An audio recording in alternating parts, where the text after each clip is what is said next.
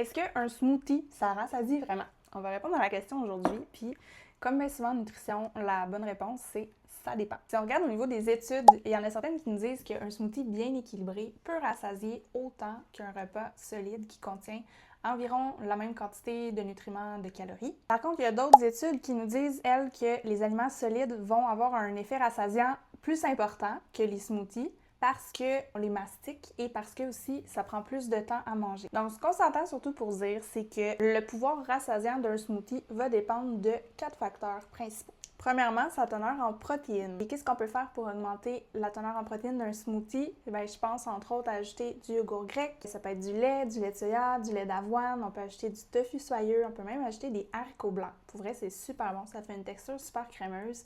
On peut ajouter aussi de la poudre de protéines. Ensuite, ajouter des fibres à notre smoothie. Les fibres, il y en a dans les fruits, dans les légumes aussi. On peut ajouter des bébés épinards, par exemple, c'est super bon. Les fruits, on peut les prendre congelés ou frais. Il n'y a pas de différence d'un point de vue nutritif. On peut ajouter aussi des graines de chanvre, des graines de lin, des graines de chia, et même de l'avoine pour augmenter la teneur en fibres d'un smoothie.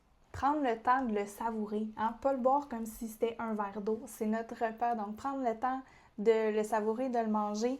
On peut même opter pour un smoothie bowl avec des petits fruits dessus pour mastiquer, ce qui peut aussi augmenter l'effet de rassasiement. Et prendre conscience de la portion, parce qu'un mélangeur, ça permet de faire rentrer beaucoup d'aliments dans un petit verre de smoothie. Donc, on peut se poser la question, est-ce que je mangerais pour mon déjeuner, par exemple, tous les ingrédients séparément ou ça ferait beaucoup?